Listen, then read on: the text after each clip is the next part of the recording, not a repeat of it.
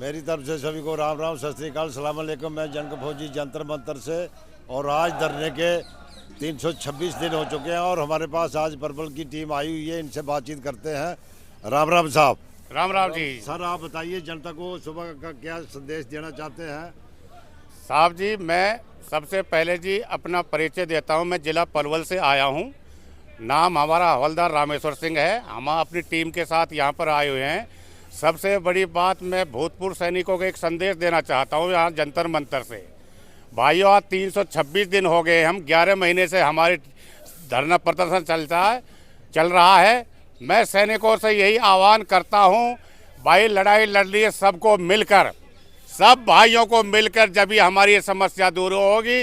रजाई में भैया अंगड़ाई मत लो, अपने जंतर मंतर पाओ, यहाँ अंगड़ाई लो। देश के सैनिक सभी आह्वान करता हूँ, सभी आप जंतर मंतर पाओ हैं। जंतर मंतर छोड़ो इन रजाई को, गद्दों को। बहुत दिन हो गए हैं, 11 महीने हो गए। दूसरी बात, मैं सरकार की कहना चाहता हूँ, सरकार देना चाहती है OROP, लेकिन आप में कमी है। आप यहाँ पहुँचो, सरकार की जब नाक को पकड़ोगे तो मोदी घुटने टेक देगा। मोदी सरकार घुटने टेक देगी, ये मैं गारंटी के साथ कहता हूँ। लेकिन आप में कमी है। आप आओ जंतर मंतर पर, जो भी आपको यहाँ से कॉल मिले, जो भी बड़ा धरना प्रदर्शन हो, तो आप जरूर जंतर मंतर पर पहुँचे।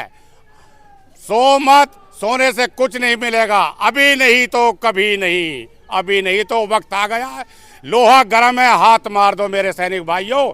ये सैनिकों के, मोदी जी से मैं 2 बात कहना चाहता हूँ, इनकी सुनो। आप तो यहीं जंतर मंतर के नज़दीक बैठे हो। ये 11 महीने से हमारे सैनिक पूरे यहाँ धरना पे बैठे रहते हैं, लेकिन आपने नहीं सुनी। मोदी साहब, आपको हर नुकसान झेलना पड़ सकता है। अगर हमने सैनिकों ने अंगड़ाई ले ली तो आपको हर्जाना देना पड़ेगा, वन रैंक वन पेंशन देनी पड़ेगी। आज 11 महीने का समय हो गया। वैसे तो सैनिकों की बॉर्डर पे आप मिठाई खाने जाते हैं, ये भूतपूर्व सैनिक वही सैनिक हैं जो सन 62 की भी लड़ाई लड़ी, इन्होंने सन 65 की भी लड़ाई लड़ी, सन 71 की लड़ाई लड़ी, कारगिल लड़ा, लंका श्रीलंका OP फोन में लड़ाई लड़ी, वही सैनिक है। सैनिकों को ध्यान रखो साहब, मोदी साहब, तो मैं यही कहना चाहता हूँ।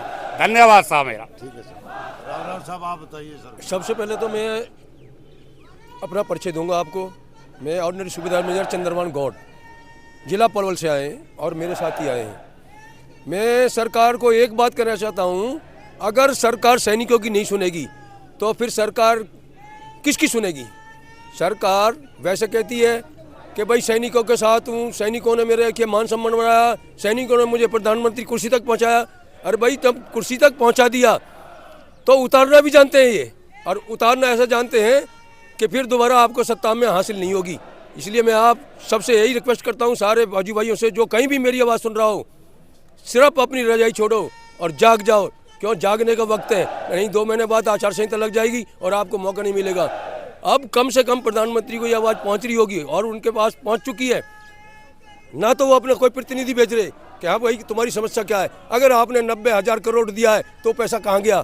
हमारी मांग पैसे की नहीं है, पैसा हमको नहीं चाहिए, लेकिन हमें 3 जजों की सुप्रीम कोर्ट के रिटायरमेंट की एक कमेटी दे दो, दूध का दूध पानी का पानी हो जाएगा। वो तो इतना तो कर ही सकते हैं, इतना भी नहीं कर सकते तो फिर इलेक्शन का टाइम आ रहा है, फिर वोट का चोट और सत्ता खराब। अच्छा सर, एक बात है कि आप लोग इकट्ठे नहीं हो रहे, क्या कारण है इसका? ये हमारा कारण ये है, हमारे कुछ जो साथी हैं वो राजनीतिक पार्टियों से जुड़े हुए हैं। अब राजनीतिक पार्टी जैसे उनको बहकाती है कि भाई मैं तेरा ये कर दूंगा, मैं तेरा ये कर दूंगा, मैं तुझे ये पद दे दूंगा, तुझे ये कर दूंगा, उसके चक्कर में ये अपना नुकसान कर रहे हैं और अपने भाइयों को नुकसान कर रहे हैं, हमारी वीरांगना को नुकसान कर रहे हैं। हमारी विडोज की पेंशन क्या है आज? 11,000, 9,000 में वो अपने बच्चों को पढ़ा लेगी, या घर का खर्चा चला लेगी, या किराया दे देगी, या ट्यूशन फीस भर देगी। बताओ क्या करेगी वो बेचारी? उसका तो एक पेंशन साधन है। अब दूसरा, अगर वो मर गया उसकी 50% पेंशन काट के, अगर जीते जीते 100% दे रहे हो, मरने के बाद क्यों काट रहे हो भाई उसकी? अगर उसका आदमी ने नौकरी की है फौज में मरा है, शहीद हुआ है, तो जितनी उसको मिल रही थी पूरी पेंशन देनी चाहिए, उसमें क्या नुकसान है? मैं तो ये कहूँगा सरकार से कि इनकी सुनो और उसका इंक्वायरी कराओ, कहाँ गया वो 90,000 करोड़, दूध का दूध पानी का पानी। प्रधानमंत्री को यही रिक्वेस्ट करूँगा बस। आप बताइए सर। एक्स हवलदार प्रकाश वीर। मैं तो नरेंद्र मोदी सरकार बोलती है हम गरीबों के साथ देंगे, सैनिक का साथ देंगे, जबकि नरेंद्र मोदी जी दीपावली, होली सारी सैनिकों के पास मनाते हैं। फिर मनाते हैं तो इन सैनिकों की आवाज़ क्यों नहीं सुनते? इन अफसरों ने इतना भेदभाव कर रखा है, मीटिंगों में इन जवानों को ले जाते नहीं, जेसीओ को नहीं ले जाते, ऊपर कुछ बात और करते हैं, हमारे से कुछ और बात करते हैं। अभी सैनिक जाग चुका है, पढ़ा लिखा सैनिक है, 21वीं सदी है। जितना भेदभाव हुआ, इस भेदभाव को नरेंद्र मोदी जी ध्यान से सुनो और देखो। और मैं तो एक सर्विसमैनों को कहता हूँ, बगैर रोए कुछ नहीं मिलता, जो बच्चा रोता है वही दूध ज़्यादा पीता है। इसलिए सैनिक भाइयों निकलो, इसमें सबका फ़ायदा है। आप सबको जब पता चलेगा, जब यहाँ आओगे, समस्या ऊपर जाएगी, तब आपको पता चलेगा। मैं तो सभी से रिक्वेस्ट यही करता हूँ, ज़्यादा से ज़्यादा सैनिक जंतर मंतर पे पहुँचो। ये 11 महीने से सैनिक यहाँ बैठे हुए हैं भूखे पिसाए, और इनकी मदद करो और कोऑपरेट करो और यहाँ ज़्यादा से ज़्यादा पहुँचो, ताकि सरकार के कानों तक ये आवाज़ पता चले और हमारी जो डिस्टेंस बना रखा अफसरों ने और जवानों ने, ये सही मायने में जो जवानों को मिलना चाहिए वो मिले। थैंक यू साहब। हाँ जी साहब। साहब जी, मैं एक बात कहना चाहता हूं प्रधानमंत्री से। अपने हमारे प्रधानमंत्री देश के प्रधानमंत्री, साथ ही देश के चौकीदार हैं। मैं मोदी जी से यही कहना चाहता हूं, साहब रैलियों में बड़े बड़े भाषण देते हो, हमने 60,000, कोई कहता 65,000, कोई आप कहते हो 90,000 करोड़। ठीक है, 90,000 करोड़ दिया है, वो किसको दिया है इसकी जांच कराओ। आप चौकीदार हैं, देश के प्रधानमंत्री, साथ भी चौकीदार हो आप, इसकी जांच करो। ये पैसा कहाँ गया, भूतपूर्व सैनिकों को नहीं मिला, इसकी जिम्मेवारी आपकी है, क्योंकि आप चौकीदार हो देश के। ये चोरी कैसे हुई, आपको काम है इसको जांच करना। मैं तो मोदी से यही कहना चाहता हूं, प्रधानमंत्री से, अपने से, इन सैनिकों के बारे में सोचें और सोचना पड़ेगा। जब जनता, हमारी भूतपूर्व सैनिक जिस दिन इकट्ठे होंगे, आपकी नाक को पकड़ेंगे, आप तुरंत मुंह खोल देंगे और घुटने के बल गिर जाओगे। अच्छा सर, आप बोलते हैं कि उनको भुगतना पड़ेगा। अभी जो 5 स्टेडियम में हुआ, उसमें से तो 3 में वो जीत गए हैं। ये सर चलो कोई बात नहीं, जो जीत गए हैं, हमारे सैनिक भाइयों में भी थोड़ी कमी, अब जाग नहीं रहे, गांव देहातों के लोग नहीं जान रहे, अभी अब जाग चुके हैं सैनिक भाई हमारे। लोकतंत्र का चुनाव अलग, लोकसभा का चुनाव अलग होता है, विधानसभा का थोड़ा अलग होता है। अब यहाँ मार खानी पड़ेगी। लोकसभा के चुनाव नज़दीक आ रहे हैं, सुधर जाओ। हमने फरज से अर्श पे बैठाया, अर्श से फरज पे भी ला सकते हैं, हम सब कम जानते हैं। हमारी भी बहुत, हमने रिवाड़ी में भी आपको इतना सपोर्ट किया कि मैदान में जगह भी नहीं थी आपके में, इतनी सपोर्ट करी हमने आपके लिए। तो ऐसा मत करो, भूतपूर्व सैनिकों के बारे में सोचो। ये देश की सरहदों पे आप बड़े बड़े बॉर्डर पे जाते हैं, सेना के साथ मिठाई खाते हैं, जवानों के साथ। ये छोड़ो, ढूंढला पड़ने छोड़ो, समस्या को हल करो। आप चौकीदार, मैं फिर दोबारा कह रहा हूँ, इस 90,000 करोड़ जो रुपया दिया, ये गया कहाँ? हम तो वैसे छोटी सी तो मांग कर रहे हैं भाई, सुप्रीम कोर्ट के 3 रिटायर्ड जज बैठा दो, दूध का दूध पानी हो जाएगा। अगर कमेटी जो जवाब दे, गलत सही गलत है तो हमारा पैसा दो, सही है तो हम अपने घर चले जाएंगे। इसमें क्या बात है?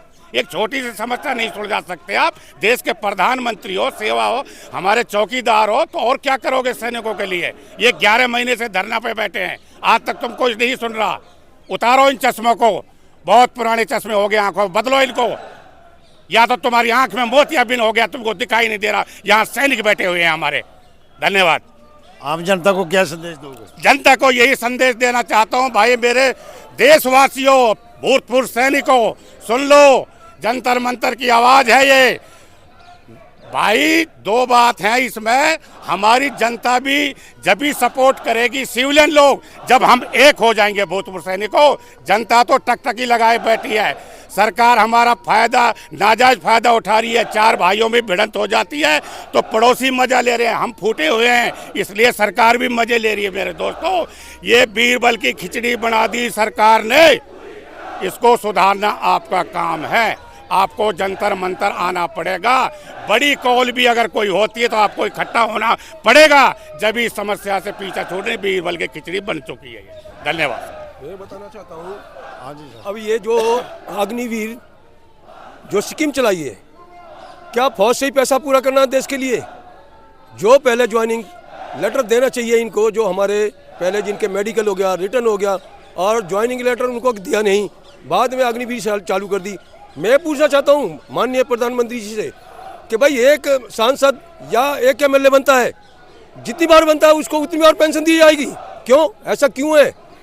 उनकी पेंशन जैसे अग्निवीर को किया है कि 4 साल के बाद कुछ पैसा दे दो और इनको निकाल दो, ऐसे ही 5 साल के बाद एमएलए को निकाल दो, जितना उतना लिया, काम किया, उतना तनख्वाह लिया, उसको पेंशन किस बात की? ये काम तो कर सकते हैं, अगर खजाना बढ़ाना है तो एमएलए एमपी की पेंशन को काटो, अग्निवीर की पेंशन क्यों काट रहे हो? फौजियों के पेंशन क्यों काट रहे हो? फौजियों ने क्या बिगाड़ा है? अपनी जान हथेली पे लेके बॉर्डर पे ड्यूटी गया, सियाचिन ग्लेशियर किया है, वहाँ एक दिन तो रुक के देखो, सियाचिन ग्लेशियर में ठंड के मारा 3 का बन जाएगा, और वो देख के आता खुद प्रधानमंत्री, फिर उसको सैनिकों की बात सुनना ही नहीं दे रही।